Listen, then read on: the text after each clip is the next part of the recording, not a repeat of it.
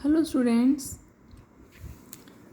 हमने अपना second chapter start किया हुआ था reconstitution of a partnership firm, change in profit sharing ratio among the existing partners.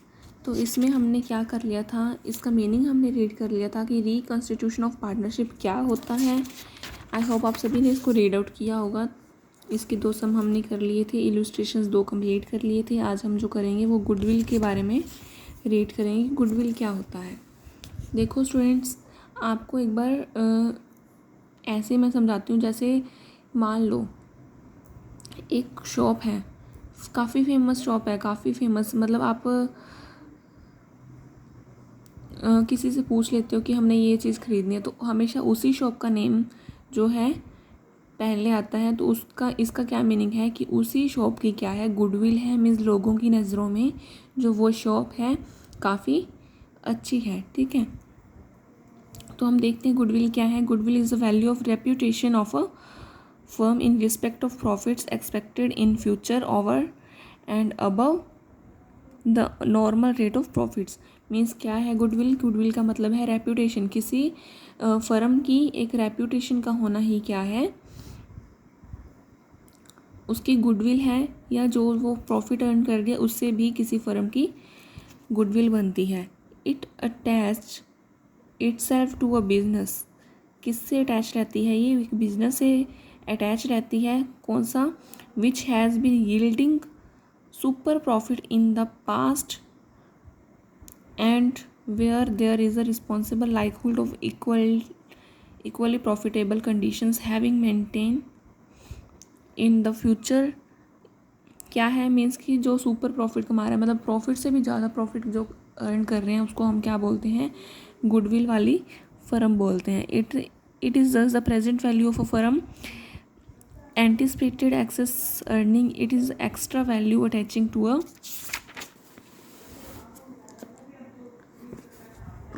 prosperous business beyond the intrinsic worth of the net assets.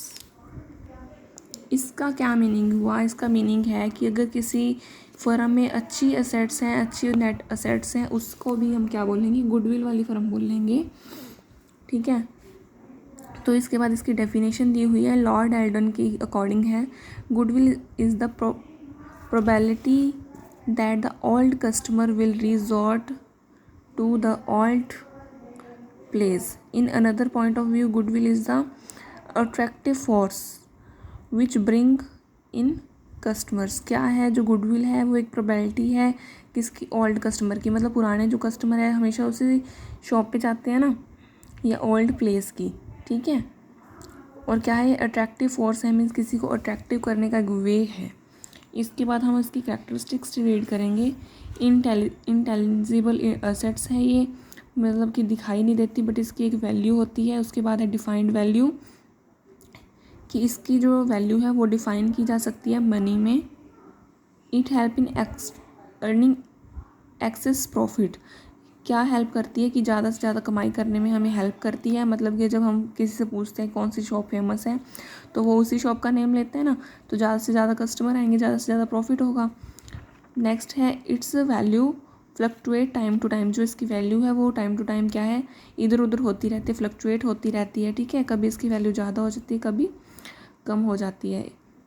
It is valuable only in case entire business is sold. कब इसको count किया जाता है इसकी value को? जब जो business है वो हम सेल कर रहे हैं। It is created by various factor. क्या है? अलग अलग फैक्टर के द्वारा इसको क्रिएट किया जाता है। It is difficult to place an exact value of goodwill. क्या है? डिफ़िकल्ट टू प्लेस मीन्स कि इसको किसी एग्जैक्ट वैल्यू पर रखना थोड़ा डिफ़िकल्ट होता है। उसकी अब नीड्स करते हैं, नीड ऑफ वैल्यूटिंग, मतलब कब हमें गुडविल को काउंट करने की ज़रूरत पड़ती है। When the profit sharing ratio is change. जब क्या है? प्रॉफिट शेयरिंग रेशियो है जो हमारी चेंज हो रही है।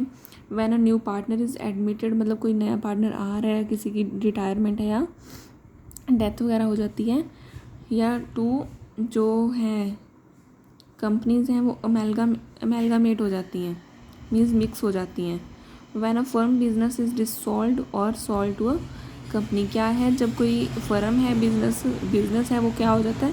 सेल कर रहे हैं, तब हमें उसको काउंट करने की ज़रूरत पड़ती है।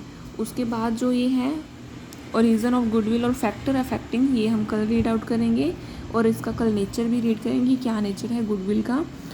आज के लिए आप ये भी रीड करना और जो पहले आपने वेकेशंस के पहले किया था एक बार इसको भी रीड आउट करना, ताकि जो सब सारा हमारा सेकंड चैप्टर है ये एक बार फ्रेश हो जाए आपके माइंड में। Thank you and have a nice day.